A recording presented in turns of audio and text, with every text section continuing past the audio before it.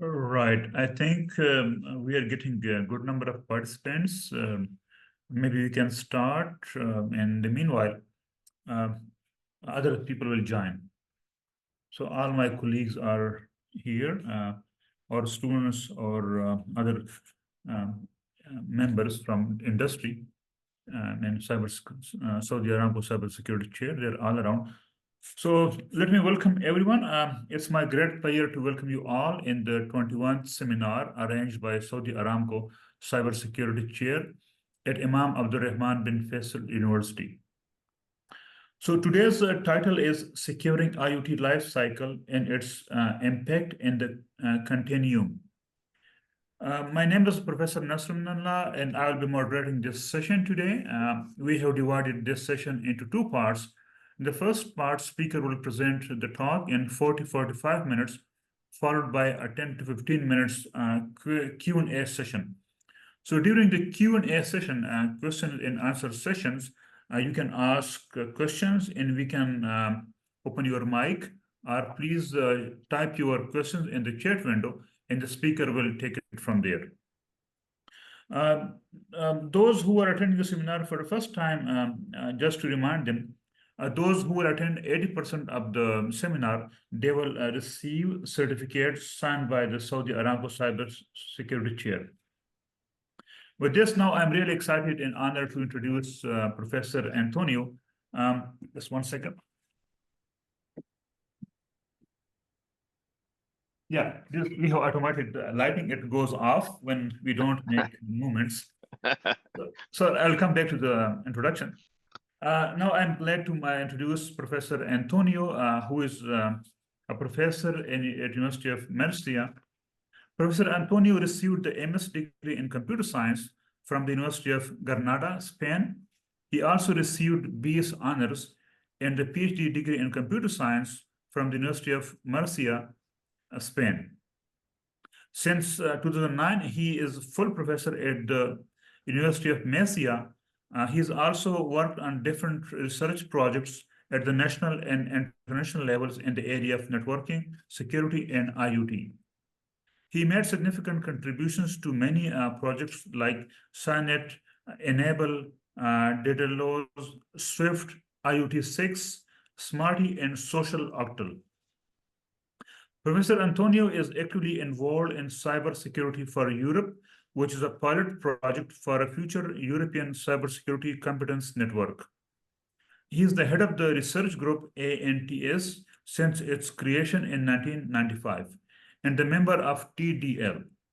He is also advisor to the Vice Director for Research at the University of Murcia for international projects. Professor Antonio is also the head of the International Research Project Office and a national representative for MSCA. Professor Antonio is enjoying an H index of 71 and has published more than 90 international research papers in different journals. He is also an active member of several program committees. He has also participated in several standardization activities and has co-authored many drafts for the Internet Engineering Task Force, IETF.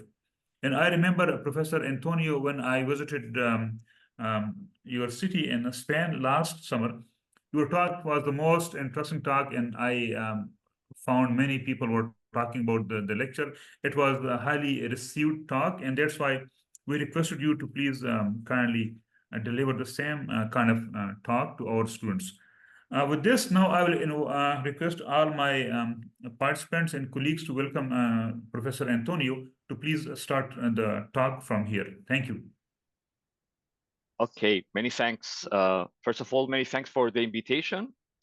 It's a pleasure for me, basically, also not only being here, but also, looking for collaboration, as you already mentioned, based on the work that we are carrying out and possible implication that this can have on future research that you are doing or that we can do in combination in any case. So as already was said, the idea of the talk, and you will see later, basically based on the agenda, is a little bit to point out some of the main areas that we are working regarding how to secure the IoT lifecycle in that sense. And the first part of the talk basically will be to try to focalize why this is important. I was in some sense, this is one of the key part now that is being discussed also, for example, at the European level with the Cyber Resilience Act.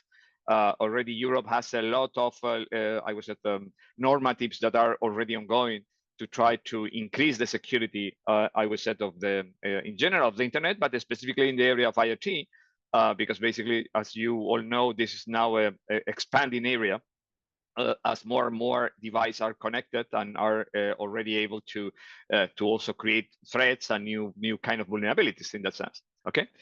As you will see, part of the work that we are already I will present is related to some of the European projects where we are involved, where basically we are working on different aspects regarding how this IoT lifecycle can be managed from, I would say, different perspective, as you will see later. But in general, I want to first point out, I mean, the baseline basically of the research that we already have done, and from there how we are already evolving in that sense. So the first thing is to talk about the continuum. And because why? Because continuum is like I said, it's like a buzzword in some cases. Now it's being used. Was really what we are talking when we are talking about the continuum, no? Because of that, why the IoT is relevant in that scenario. No? So basically, when we are talking about the continuum, it's basically the concept that are appear now when we are envisioning the impact basically that IoT and 6G, 5G now and 6G in the future is creating in our daily life in some sense, no? Because now the issue is that we have a lot of different entities that are able to be connected, as I already said, because of the 6G and 5G technology. More and more devices will be already onboarded, and then we will have different nodes in that sense that will be able to do processing in that scenario. So basically, we are not going just from the scenario of having one device providing data and one cloud component that is processing the data. Now the processing is something that is going to happen in different places, either in the IoT, in the edge, or in the transport layer, or it will be happening on the cloud in some sense. So basically, you have several points where where we need to take into account that not only data is going to be shared, but also data is going to be processed. So that creates, I would say, a quite significant problems related to the security and the trust that need to be managed on that kind of context. So how to be sure, how to get assurance that basically all the different nodes that are going to be part, small nodes, middle-sized nodes, or big nodes, if you like, at the end, are going to be part of this process of continuous processing of the data, are trustable in some sense, and how we are able to create dynamic process of providing security in all this dynamic environment in some sense. Okay, so basically there's a new scenario where basically we need to take into account this dynamicity in some sense that is happening with several nodes, different places, with different properties, and we need to be able to deploy and launch the security that is going to be able to support basically the trust on all these kind of contexts that we are talking about. And at the end, as I said, basically because different processes are happening at the same time. And here a little bit a picture showing the multiple elements that are going to participate when we are talking about this continuum. Where basically you will see from very low devices that are at the edge basically of this architecture, but with several intermediate nodes and with obviously different elements for nodes for processing that kind of information in that sense. Okay, so basically we need to take into account this in order to, as I said, to build the trust that is going to be considered on this kind of environment. And this is something that the main issue now is that this is a very, I would say, complex scenario where you cannot rely on individuals, I would say, or some technicians that are going to be able to do this manually in some sense. So we need to create mechanisms that automatically facilitates the deployment in some sense of the security on these different nodes, specifically if we are talking about the lower layer, the edge, if we're talking about the IoT device, and that is where we are going to concentrate our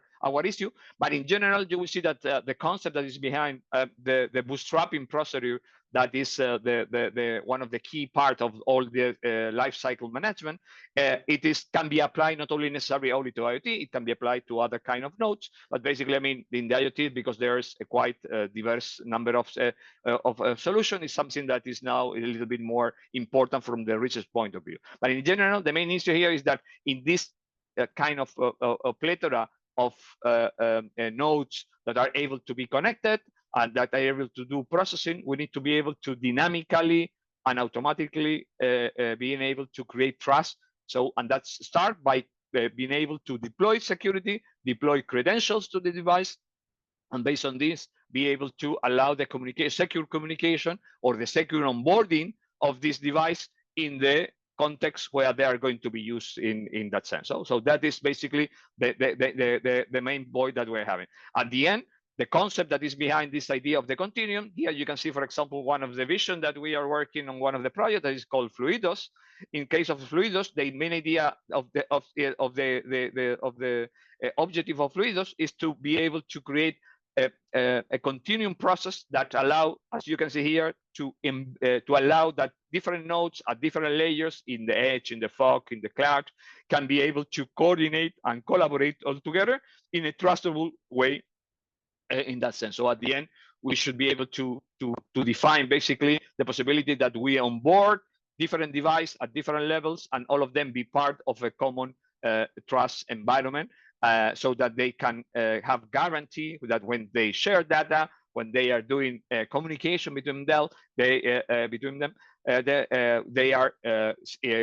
is being done in a secure manner. In that sense, so they basically, this is the main issue, how to bring this capability of creating this fluidos scenario, where basically also you get some level of trust over what is happening there. What is quite a challenging issue, because basically at the end we are talking in some case about different domains, we are talking about different devices with different properties. So there are different aspects that need to be taken into account when you build this kind of scenarios in that sense. Okay, so this is basically, I mean, the reason why we are talking about the Fluidos, the continuum, because basically we want to be able to bootstrap security, bootstrap trust in this kind of dynamic environment that is going to be created. Okay. So what are the main challenges that we have here, specifically if we are talking about IoT devices in that sense? So basically, when we are talking about IoT, as you know, IoT at the end is any entity that is able to communicate at the end. So basically, we have moved from the idea of a sensor that maybe in some cases was not connected, to the issue now that everything can be connected. You don't care who is at the other side of the. I always said, no? When you open a socket in the TCP stack, you don't care who is at the other side of the socket. You basically are able to exchange data with any entity that is the other side. No, it's a little bit what is the joke is showing here. No one cares, no, if you are a device or you are a person or you are whatever it is in some sense. But and that is what has flourished basically the main area that we have now about all these smart scenarios, no, from smart buildings, smart cities, and smart agriculture, and all these issues. So these devices and this capability of the IoT already open this big opportunity, but also, as I already said, have a quite significant challenge. Challenge regarding the security. Why? Because basically we are talking about devices that are quite heterogeneous in most of the case, where are different kind of firmwares being developed and operating systems in some of the case, that in many cases there a lack of support for many of these solutions in that sense. So in many cases devices are being manufactured, but then I mean they are there and they have been updated over the last years and so on.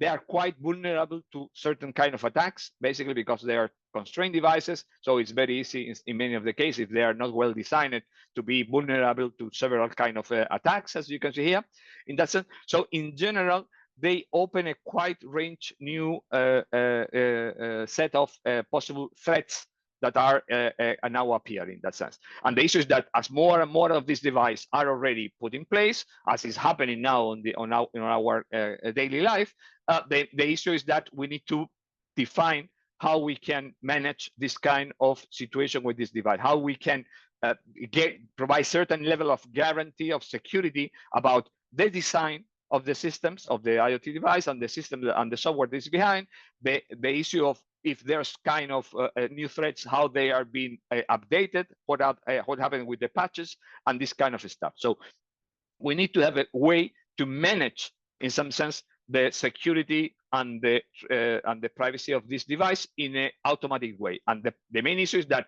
as more and more of these devices I already mentioned are happening, are being distributed over this continuum, more complex is the issue. So we need ways to do it in an automatic way with some, as you will see later, with standards, with certain protocols that facilitate that this can be done automatically when we are talking about hundreds or thousands of devices that need to be managed by certain administrated entity or whatever is behind the solution. And this is something that is getting more and more important. And this is one of the reasons why, just again, mention what you will see later about some of the work about that we are doing, is that try to create some procedures in order to manage the whole life cycle of the IoT device in a trustable way. Okay, that's the main issue. Here you can see basically this is a typical picture about the different, how is it, scenarios and threats that already are happening around the device, so around the IoT. So in general, it's a quite challenging area. All the research is around this kind of things. So as I already said, two main issues that are important then for in order, if we want to have some solution on this context. One of them, we call it operational challenge in some sense, because it's more related to how to manage basically the different aspect associated with IoT. One of them is clearly that we need to provide security and access control mechanisms that are connected to the way that the device, taking into account that this kind of device has certain properties. They are constrained devices in most of the case. They are normally used in harsh environment. So basically they are quite prone to different kind of attacks. So it should be some kind of robust solution that need to be provided in that context. We need to have a control of not only about the device itself, but also how the device is being enrolled on in a corresponding security context. So basically, at the end, your device is not something that is going to be used alone, but it's going to be integrated on a certain security, on a building, or in a city, in your house at the end. So basically, this device needs to be integrated with the rest. So in some sense that all of them could be part of a security environment in that sense. So how to provide solutions that allow this process to be done, as I already said, automatically, not only for bootstrapping the security of the device, but also to enroll the device on your security context in that sense. So basically that's you will see is part of the life cycle in that sense. And for that, as I already mentioned, we have several requirements for the management, because basically we are talking about millions, trillions, or whatever we want to say about these devices that that in some case we need to provide solution for bootstrapping, for upgrading, for key management, and different aspect of the solution. Okay, so one of the key pieces on this process is what is called the bootstrapping, because it's the first phase. And as I said, obviously this needs to be embedded on the whole process, but I think bootstrapping already have done, there have been a lot of work about the bootstrapping, IoT bootstrapping, security IoT bootstrapping process in some sense. But as I already said, it is not only just the bootstrapping. Here you can see what is understood like the normal life cycle of IoT. So one thing is the bootstrapping process, I already said, so that you can provision in that sense of initial key material to the device, so that the device can, in first instance, to get authenticated with a certain trusted third party. Maybe it is the manufacturer, for example, so that you can get sure that the device is not a fake device, it's a device being produced by someone where you have a certain level of trust in that sense. Secondly, you need to provide associated with this initial authentication, maybe some key material that is being used for the commission of the device on your environment, so that you can then enroll your device on your own security environment in that sense. But then once you do that, this is only the first step. Basically, this is the process where you get the device. I always said the first step is that you open a box, basically where you go to the shop, you buy a IoT device, you open a box, you switch it on, and basically what happened in that moment. So in that moment, several things should happen. The first thing is that you should authenticate the device in front of the manufacturer to see if the device is not fake. You need to generate certain keys originally in your device, and then you start using your device in your context, with connecting with your other devices, your TV or whatever you have on, if you're talking about the home, or if you're talking about your solution in your building or whatever it is in that sense. But as I already said, then you have several other steps. Basically, you need to have a process to continuously monitoring what is happening with that device.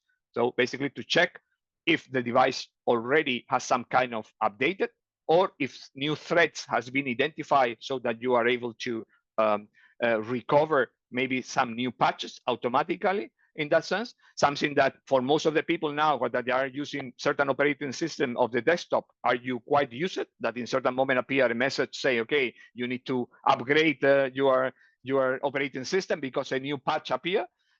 So that is happening normally for the desktop. Why it is not happening with the devices? So that the devices can be automatically be updated based on new vulnerabilities already been identified in that sense. But not only about that, but also during the operational phase, the device is going to interact, as I already mentioned, with other devices, and he needs to continue, as I already said, continuously create secure channels, so to share data, to share information, in some case to do it privately, in some sense, so taking into account certain restriction. For example, as you know, with the advent of the GDPR, several restrictions about how to manage the data and how to share the data are being put in place, and the devices need to take that into account based on user preference, for example, and so on. And obviously, in some moment, maybe you will decide to move the device from one side to another one, or to just not use it anymore. So there's a phase that is called the decommissioning in that sense. So basically, you need to, again, take out the device from your security context and make aware that everything is already put in place as was at the beginning in some sense. So as I already said, there's a lot of different steps here, and this is the life cycle that need to be managed. Here you can see not all the problems, obviously the automatization of all the process is not complete. It's part of the research challenge. Actually, is what we, for example, in some of the projects we are doing now, but I think it is, there's already some solutions that are put in place that now need to be altogether being applied in order to try to cover the complete life cycle. So saying, as I already said, the first step in this case is the one that has mostly been worked on. There's a lot of work being carried out by IETF, for example, regarding the bootstrapping and the security bootstrapping. Basically, it is linked to the authentication, authorization, and key management aspect that are related to the IoT device in that sense. So basically, at the end, the idea is that you are able to, based on a certain authentication phase, you can generate certain crypto material that can be used later for the enrollment of that device on your security context. In that sense, existing protocols like OSCOR or some version of AIP and etc. now can be used in that sense in order to provide this kind of solution. In that sense, so at the end, there are mechanisms, as I already said, that allow to easily establish the initial trust relation, create security associations, and based on this, start using it in the context of the scenario that you are going to manage this kind of device. Either, for example, one of the examples that we already have been working on is to use the authentication being provided by 5G in that sense to create this kind of security association that later can be applied for the lifecycle management of the IoT. So, I mean, there's solution already there. It's just a matter to, define and try to agree on what is the best option that you can have there. Just to show you here very shortly, basically, if you just go to the work being carried out by the IETF, already there's several, I would say, protocols and solutions that already have been provided in that sense in order to support this bootstrapping procedure. For example, as I said, we have OSCOR, we have ad hoc for the credential management. We have transport protocol like COAP or the TLS and so on, so that at the end we are able to create, protect the channels, provide authentication, provide authorization, and link this in some sense to any authentication authorization infrastructure that you can have in place, as we can see here, like identity and so on. So the important thing, as I already mentioned, is to take that into account and decide basically how to take some of the solution to get, I would say, connected to the rest of the phase of the life cycle, I would say, in some sense. I'm here just to show you, I mean, some example of, for example, from a previous project where basically we already create a framework in that sense, where we, in this case, using, as I already mentioned, certain protocol like COAP AAP, we create an infrastructure to provide a solution for the authentication authorization for the different IoT device, and provide later secure channel communication and management of the access control solution linked to the data sharing and so on. Okay, so basically, as I already said, here we have technology. It's not that there's no possibility. It's just a matter to identify and to create, I would say, the right path to be used in that sense. As I already mentioned, one of the area, for example, that we already have been working also is how to integrate these concepts in the concept of, in the vision of 5G. And in the 5G, there's interesting scenario that is called the secondary authentication, that allow you to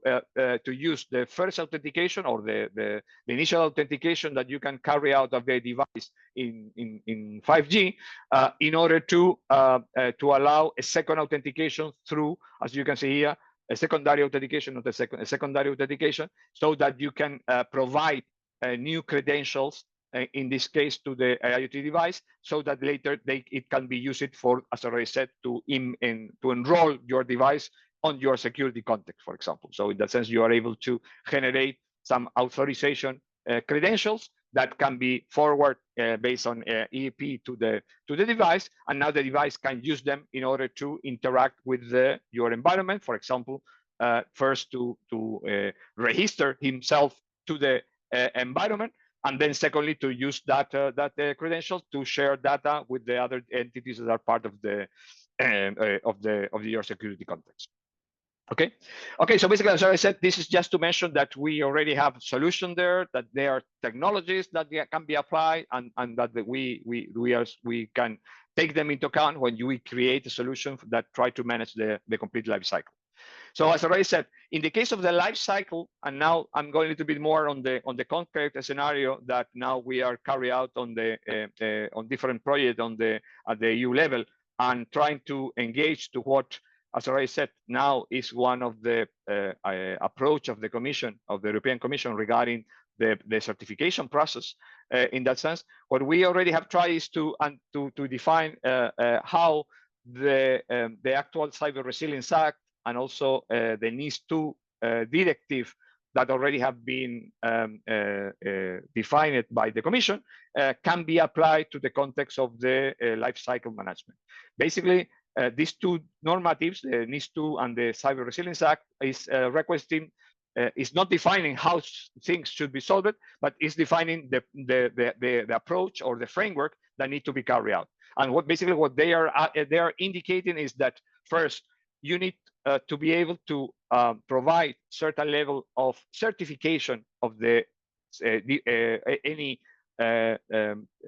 system in that sense. So in the case of IoT, in the IoT. So basically, the main idea is that this certification could be like a labeling, so that you can be able to understand when you buy a device, what is the security level of that device.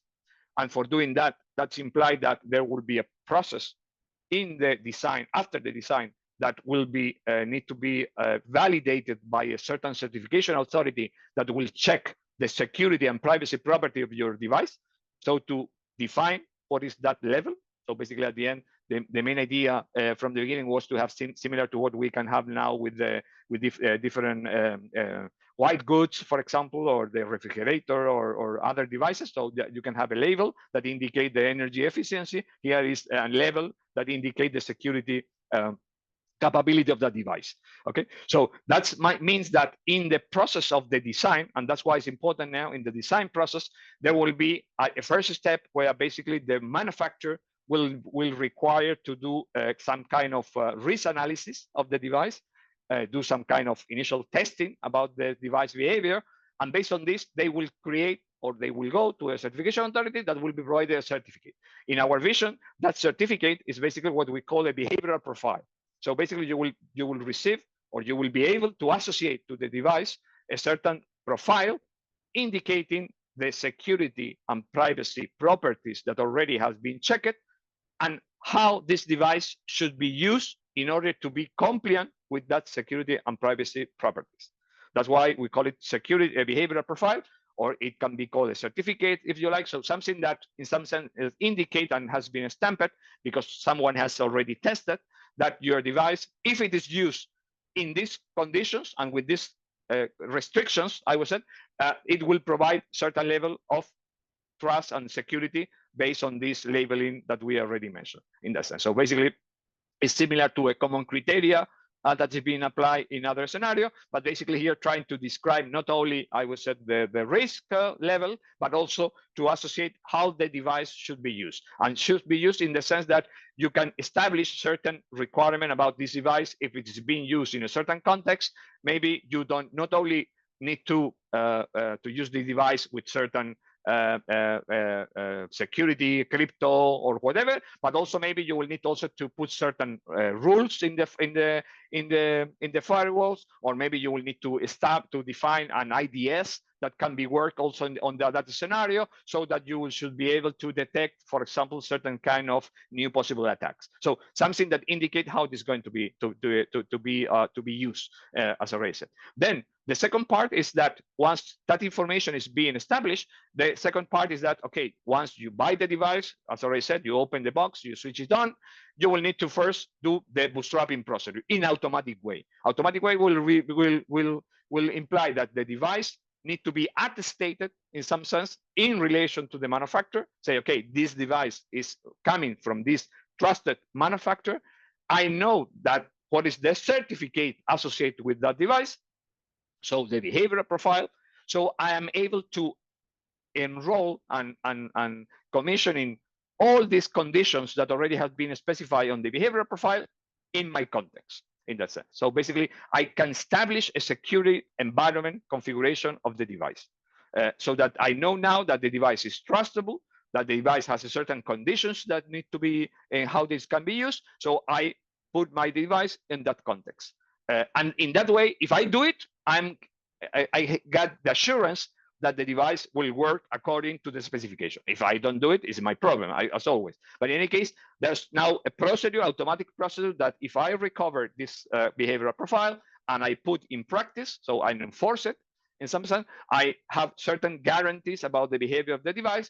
And I know also that during operational time, I will be able to also be updated in case some conditions appear. So this is the second element, the third element, that is the operational. So basically the main idea here is that during the operation, first you will be able to, in some of the case, detect based on this behavioral profile, detect certain kind of anomalies if it is that they are happening, and you can always be have the possibility to go again to this manufacturer, that the manufacturer will be obliged, and this is also now important thing that now is being established, a manufacturer need to, in any moment a new vulnerability is being detected, will need to indicate how to recover from that vulnerability, if already is possible in the sense, if there's a patch, indicate what is the patch that need to be applied, and need to put that information and how, in that case, that vulnerability should be recovered in that sense, so that the user can go in any moment if they detect that this vulnerability, or they receive information about that this vulnerability is already happening, to be able to go again to the manufacturer and recover the new behavioral profile that indicate what should be done in order to repair from that vulnerability, or if it is something that is very crucial or very critical, maybe just to do the decommissioning of the device in that sense. Because if you decide to do that, it's under your responsibility today, but basically the idea will be, or you are able to do an upgrade, or you are able to do a decommission in that sense. And wait until the device is again recertificated once the vulnerability already have been solved in that sense. So basically, in that information that you can recover, I said, from the behavioral profile, basically the idea is that you can have a new configuration, you can have a new mitigation action that should be applied, for example, filtering some ports, or doing some kind of or increasing the size of the length of the crypto, or change certain stacks and so on. So basically, the main idea is to do as automatic as possible the procedure of managing the situation coming from the design phase up to the operation, and any kind of update procedure that should be happening. And in the worst case, do the decommissioning if it is really a situation where basically is not able to be repaired in a short time. In that sense, important thing here again to mention is that in this Cyber Resilience Act, we are talking about not only about the obligation of the manufacturer to provide this information, but also that any entity, specifically critical sectors, they are obliged also to communicate in any case if they have a new threat, or if they discover a new threat, or they are under attack, to communicate that information to the different SOCs in that sense. So in that way, that information can be propagated quickly, so that for example, if that attack is affecting certain device, the manufacturer can be aware, and because it will be aware, he can already start identifying how to overcome the vulnerability that already have been detected in some way. So there's a complete flow that is being defined that should be automatically being launched,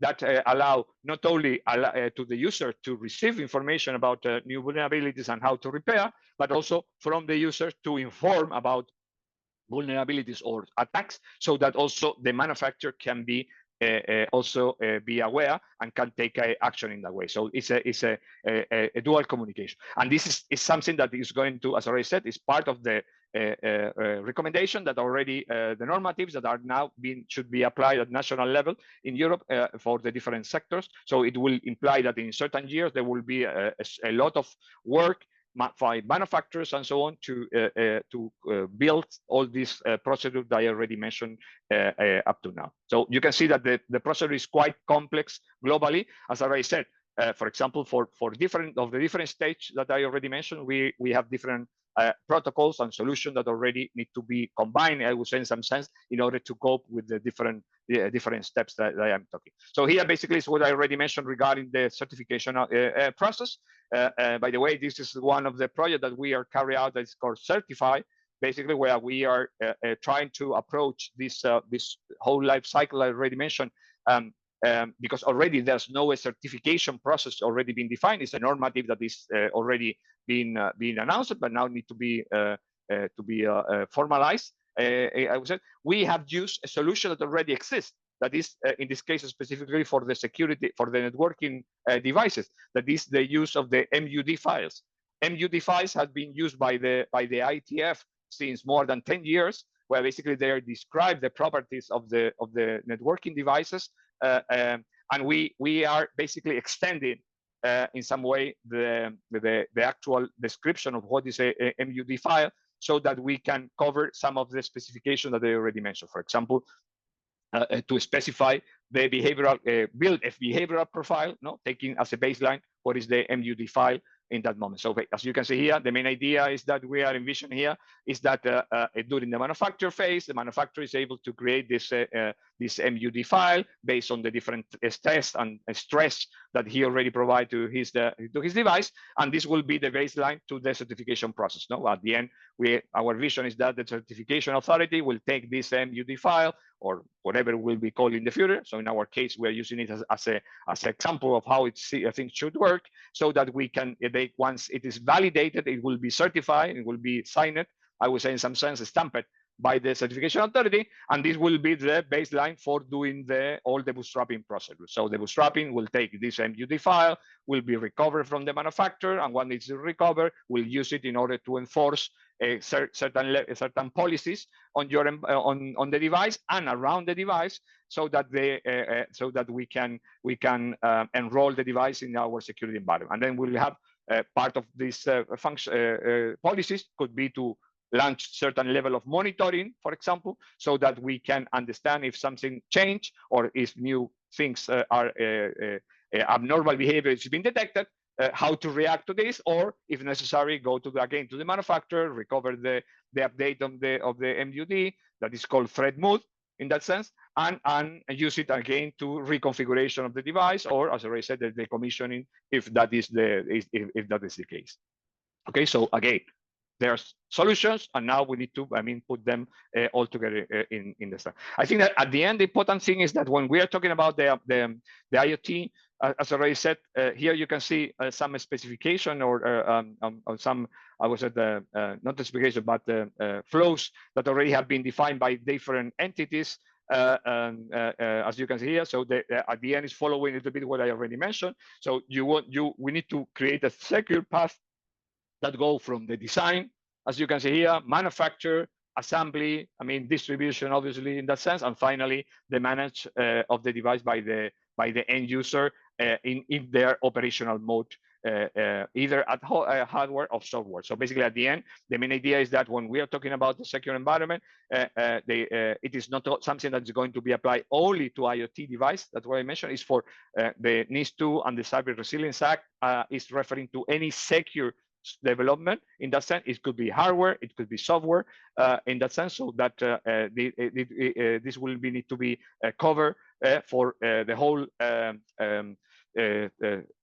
chain, basically, of the system that are going to be deployed in the future in that way. So it is not, as I already said, only about IoT, but it's quite more general. But in the concept that is behind, as I already said, is similar to many of the cases. This is, again, it's not only in Europe. I already showed basically the approach that a little bit is more aligned with what is happening in Europe. But for example, in the case of the United States, you have the NIST already have defined this. There's already a working group that is exactly working on the concept of the bootstrapping and onboarding in that sense. And the management of the supply chain in general. So basically, again, is following quite similar, I would say, vision. It is not called certification, but they have also similar security label that already they are being created. So basically, it's something that is going to be quite worldwide being defined in the future. So I think several, I was at activities are being carried out in this direction. So I think that the important thing here is that I already mentioned in these phases is what I already said is how to how to make automatic and how to create, I was at tools. And this is, for example, one of the area now that is quite active in Europe in several of the projects where you can go to create this certification, no? In that sense that I already mentioned. So how to create tools that you can go from the manufacturer design to the definition of the models that are behind your system, in your system, and based on this, being able to evaluate, create some kind of risk assessment, and based on this, being able to create some kind of behavioral profile. Here we are showing it in the case of the use of the MUD, as already mentioned, but I mean, this is a generic approach that can be used. In our case, we are using this because it is it's something that already exists, but in the future, it could be any kind of document or profile that should be used in order to manage this stuff. But all these aspects need to be taken into account on the design phase. As I already said, in our case, we take the MUD, because basically it's already something that is already available there. And basically, as you can see here, what we have extended and what we call extended MUD or behavioral profile, in some sense, is our vision is that we can take from the original MUD file, we can do some security evaluation report, as already mentioned, based on this risk analysis and so on, and that will generate our extended MUD file, where we'll include from not only the original information, but for example, we can add several new properties that need to be applied when the device is being put on the security context where it's going to be used in that sense. For that, we have, I mean, specifically in our case, we are using a policy language in that sense, because at the end, what we are describing is a policy, associated security and privacy policy that should be enforced with the use of that device. In that sense, that is called MSPL. Basically, we are extending a little bit, as I already said, all the trying to increase the expressiveness, basically, of the behavioral profile that I already mentioned need to be considered when we are talking the deployment at the end. So at the end, as I already said, this allow us to create all the process, as you can see here, where basically we are first able to recover from the manufacturer when we are doing the bootstrapping this MUD file. For that, we are using AP as a protocol. As already mentioned, I connect again with some of the work I already said that the ITF is doing. So basically, the idea is that the device connect once he switch on, connect using AP to the manufacturer. In that case, in order to first authenticate the device in front of the manufacturer as a first instance, and secondly, to recover through during the AP process, recovering the information about the MUD, so that the device is able to get this information in place, and using it later he can enforce, as you can see here, you can enforce the different policies that are going to be applied, and in some of the case that will require, for example, to put certain configuration on the device, or in other case also additionally to put certain kind of IDS linked to the device, or change certain ports or filter some port on the firewalls. I mean, it can be quite flexible, the information that you can use in order to specify the behavior of the device on your security context in that sense. Okay, this is basically what I already mentioned about the certification process, so I think it's not needed to be repeated again. So at the end, we already have created, as I already said, some procedures in order to how we understand the connection between the manufacturer and the certification authority will happen, and what will be the interaction between all of them, using, in this case, as a baseline, what already has been defined from the MUD, but basically in the future, depending on the format, what is going to be used in the scenario that are going to be defined by the Cyber Resilience Act, it could be another format or similar. But the good thing here is that with this kind of test that we are doing, we are trying to provide certain recommendation for the European Union in order to understand what it will be required, what kind of tool will be necessary, and what will be the interactions that will happen between all the different stakeholders that are going to be put in place based on this certification process. Okay, and just to conclude, because I think I take in more time than was expected, just to mention that what we are doing, it is not, there's other alternatives. Basically, we are using a little bit the approach similar to the NIST, but basically with certain variation. But also there's other work already being carried out by the community, specifically by certain manufacturer or group of manufacturer. One of them is the FIDO approach, but basically at the end, the difference comes a little bit by the way how the information is being shared, and what are the entities, the trustable entities that are part of the process, and so on. But at the end, in all of them, for example, in the FIDO, at the end they follow a quite similar approach. At the end, there's some kind of credentials and information that is being provided to the device, and the device, when it is being put in operational, need to connect to a certain authority or a certain server, in this case, the rendezvous server, that is going to be the one that provide the information about the configuration, so that later the device can be enrolled on the security context in that sense. So at the end, we are talking about variants basically of the quite similar approach in that sense. Okay, I will leave here later. I will provide you, this slide, so for you to take into account. Just I put here 3 or 4 examples about different projects so that you can see more or less, and if you're more interested, you can go to the different project and check what we are doing. But all of in several of them, we are doing different aspects, or we are providing different approaches to the problem of the management of the life cycle in that sense.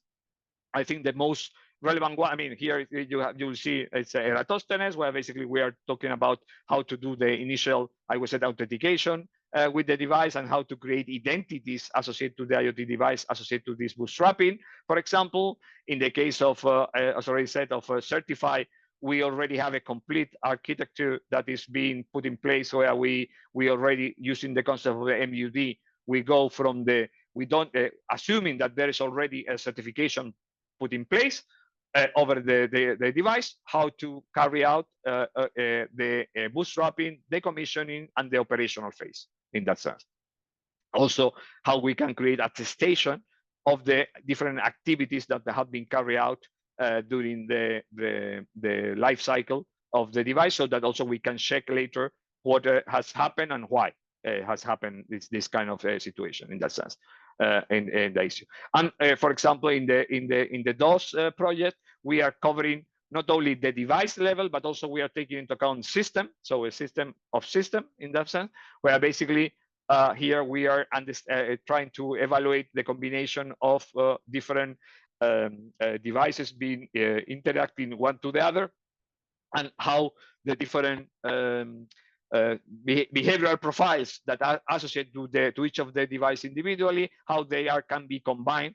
Because now one of the issues that we are talking in the commission, also with the commission, is what they call the composite certificate. So basically a certificate linked to the idea of a system, not about the individual component. So what happens when you have several components interacting all together, so that to try to also provide certain kind of security properties about the global interaction, I would say in some sense. Okay, and I mean, and there's another one that you can see here also. I put here that is in trust. Right, in trust, for example, we are quite focused on assuming that we are doing the bootstrapping, how to do that attestation, specifically in the context of certain kind of medical devices, and how to provide attestation of the different actions, specifically because in the case of the medical device, it's quite important to have guarantees about the information that is being shared, and that the procedures that are being applied are already trustable in that sense. But in all of them,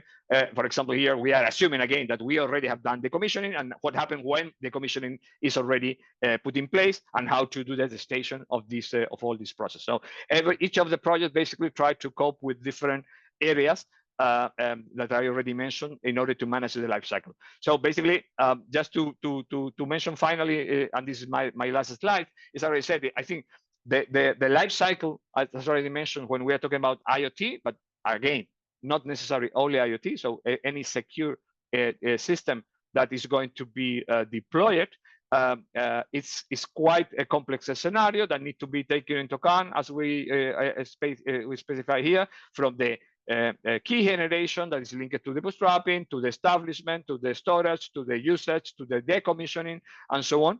So basically, we need to take that into account, and how we can do it in a way that can be automatic, or as much as automatic as possible, obviously, in that sense, and how to provide tools that make this being done in this way, so that we are not necessarily or we can reduce the impact of the user or the end user in all the process as much as we can in that sense. Because the main issue will be that when we are talking about all this number of devices, as I already said, that are being deployed on the continuum, I would say we will need to be able to manage this in a very automatic way, because if not, it will be impossible to guarantee the level of trust that we are expected for in the future for all these interactions that are happening on this environment. And that's all from my side. So again, thanks for the invitation, and now absolutely open to question, comments, or criticism, if you like. Thanks. Thanks, Professor Antonio, for a very detailed talk. It was a very detailed one. We will upload the recording on our official YouTube channel for Saudi Aramco Cybersecurity Chair. Now it's a time for the question and answer sessions. If anyone has question from the audience, please raise your hands and we will open your mic. Or you can just type the question in the chat window and we will read it out for the other participant and will communicate it to the speaker. Yeah, I see that there are two questions here already. Yes, so you want to take those questions? Please go ahead. Yeah. Okay, I can go first. Okay, for the first question about most encryption methods like RSA and CC could potentially be broken by quantum computer in minutes. What quantum safety migration plans are there? That is very good, very good question. Indeed, one of the project that we are starting now is about exactly about hybrid systems. I would say in some sense, or how to define migration plans in that sense. And it is really an important issue to be taken into account in the sense that we don't know when the quantum computer will be there. I don't know either if quantum computer will finally be widely deployed, but in any case, as already was mentioned, it is clearly that classical cryptography is already can be broken with brute force in some time. And that will happen this year, next year, or in the future years. So we need to have a clear plan for the migration for the quantum. And basically at the end, one of the issues that we are doing, and in that sense, not in us, but also part of the plan that are happening at a different level, is how to integrate this kind of quantum computing, really post-quantum cryptography as part of this scenario that I already just indicated here. At the end, I mean, it is just a matter of, there's already some proposal coming from NIST about possible algorithms that can be used.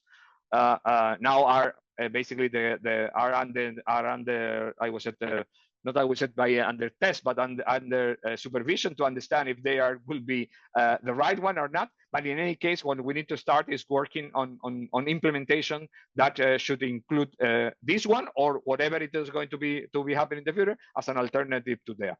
And this is something that is not affected. Basically, most of the things I already mentioned. At the end, is changing the crypto that is going to be used. For example, in our case, what we are doing is that the libraries basically that we are using for all this process that I already mentioned, for example, for the authentication phase, for the creation of the credentials that are happening at the device level when it is being enrollment.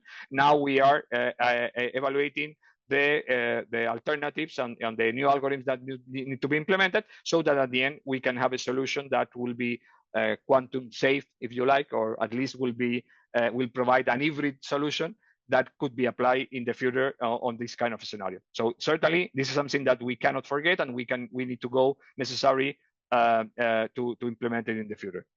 There's another question about the AI enhanced IoT application. Okay, this is also a quite interesting issue. Now, what is happening exactly is that in all this scenario that I already mentioned, and that's why it's important when I mentioned that when we are thinking about the life cycle implies not only the design phase, okay? Because in the design phase, you should be able to maybe understand and apply offensive or defensive, as already some of the colleagues are already mentioned here, test, so that you can evaluate either using AI how secure is your device. So you can do that on the test phase, I would say, if you like, and in the design. But what happened once you are in operational? And one of the main problems with the IoT, as already mentioned, is that most of the solution up to now is that they deploy a solution and you never update the device. Okay, there are hundreds or thousands of devices already on the internet. And that's why the reason why it's more critical now, that can be under attack just because in this case they have never been updated. New kind of vulnerability are being generated, in some case based on the AI in that sense, and obviously these devices are not prepared to react to this kind of device. So that's why it's quite important when we manage the life cycle is that we have the first phase that will be design, test, etc., where we will use different methods to do the evaluation.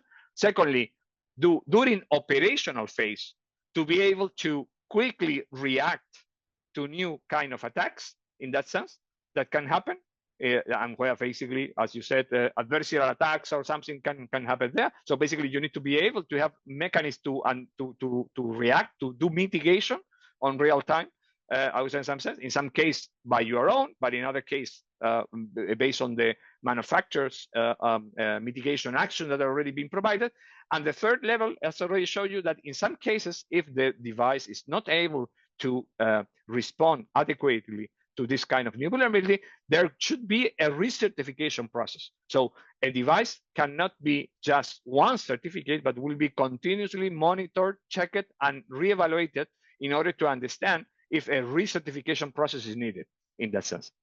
So as you can see in what I mentioned is we have a complete path that need to be taken into account in order to try to, obviously, new attacks will appear, new vulnerability will happen. The use of AI could increase, I would say, the vector of attacks, but we need to have a procedure in that sense that facilitate that in case something new appear, we should be able to react, to do or apply mitigation action, or in other case to try to provide reaction by means of the manufacturer. And this is the objective of the life cycle management, to create tools that facilitate that process, taking into account that always new kind of attack and vectors and attack vector will appear, because it's natural, I would say, in some sense.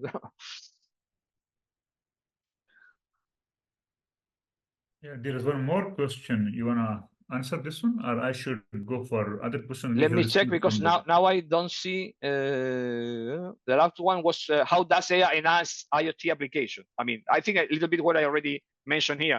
I think in one of the projects, for example, in concrete and that we are already involved, one of the things that we are doing is the use of AI in order to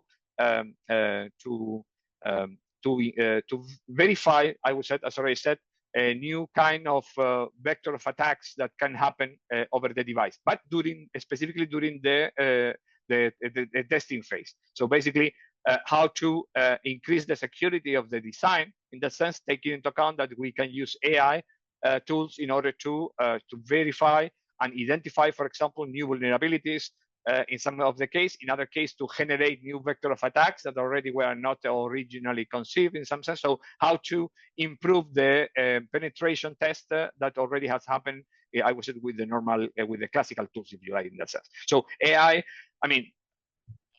for me, this is another important thing. When we are talking about AI, there are different things below AI. So there are specific tools that make sense, that can be applied, other one that less, I would say. So the important thing is to identify the right tools that can be used depending on the kind of scenarios, as I already said.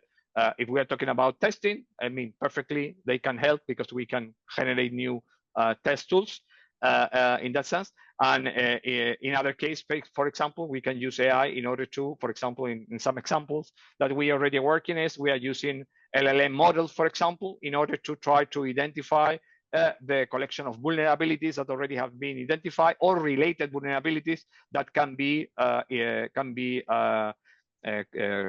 related to a certain kind of device, for example, in that sense. So in that way, we increase, I would say, the database of vulnerabilities to be validated or evaluated in order when we are considering a certain kind of device behavior, for example. In any case, as I already said, I think that is a good tool, but we need to really identify which is the adequate tool from AI that should be the one more appropriate for the problems that we are trying to face in that sense. Right. So we have also received some questions during the registration phase from different participants. So if you allow me, I will ask a couple of questions and then we can end the session. Yep. Right. So okay. this question is asking what are the key phases of IoT lifecycle that need to be secured? Yep. I would say the whole. I would say the whole steps that I already mentioned. Specifically, I think the most critical one I would say is clearly the bootstrapping, because basically it's the baseline that is above which all the others already are being built in some sense. So, but obviously it's not only the bootstrapping. No, the bootstrapping is provide you, the authentication, and they provide you the credentials, the initial credentials, and based on this, you should be able to do the enrollment. So then obviously during the enrollment phase is also a phase that need to be secure, I would say. And finally, during the operational phase, obviously also you need to secure, because at the end you cannot be cheat basically because of a abnormal behavior, for example, in that sense. So for me, all of them imply a different security aspect that need to be taken into account. but certainly the critical one is the bootstrapping, just to make it clear. Right. So another question is, what are the most significant security challenges faced by organizations and when managing the IoT life cycle, and how they can mitigate these risks? Yep. I think that I would say that what is, when we are talking about organization, I would say what the organization need to be aware. I would say, and this is something that the NIST already, the NIST 2 directive basically is already clearly pointed out, is that you should be aware of what happened in the rest of the world, just to make it very clearly. So organizations need to be able that they should be connected to different, I would say, sources like SOCs. For example, now it's very, very important the creation of what they call the sectorial SOCs. For example, SOC for energy, SOC for cities, or whatever kind of that can provide you information about different new vulnerabilities. Because at the end, the issue is that if you see that there is a situation, other entity under attack, then you should get a little bit aware that maybe you will be the next one, I would say, first thing. Secondly, that if that is happening, is because there are certain lack of or weakness that is happening on that on the similar organization that can be later exploited to your side. So basically, I would say organization need to be aware of that they need to be connected and be and also informed if they are under a situation under attack. There are several possibilities that already exist about, for example, there are tools based on cyber threat intelligence that can help you either to receive this information, but also to propagate information in case you are under this situation. So people need, organizations not need to, in many cases, organizations don't communicate this kind of information because they are a little bit reluctant to be exposed about under attack. But I think that this is something that more and more will be important, because at the end, the sharing of the information about what is happening, what are the situation of the attacks, and why these attacks are happening is relevant in order to prepare mitigation actions in that sense. And at the end, this mitigation will help everyone. So specifically in the context I already mentioned, where for any security device or any security component, there will be a required that the manufacturer should provide, I would say, the mitigation strategies under new vulnerabilities. To the notice of this and the information of these new vulnerabilities when they happen should be done as soon as possible, so that really the mitigation can be created also with high accuracy, so that they can be applied and try to mitigate in the future new situations. So for me, this is a quite important part of the new approach when we are talking about the life cycle. No? That not only that you need to be safe by yourself, but also you need to be safe because you share information about attacks, threats, and vulnerabilities that already have been identified on your organization. Right. So I think this is the last question we can take. It says, what emerging trends or technologies do you foresee impacting the security of the IoT life cycle? I mean, I think I have mentioned several of them. So, I mean, up to now, one of them is clearly all the process linked to the bootstrapping. So for me, that is very, very, very clear, I would say in some sense.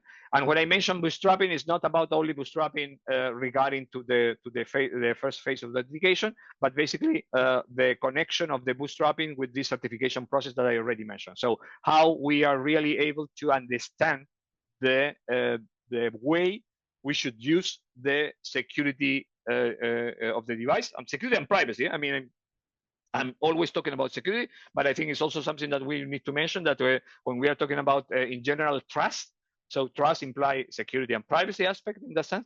So how to connect, as I already said, the information about the device behavior with the bootstrapping and commissioning phase. That for me, it's a very relevant aspect to be taken into account.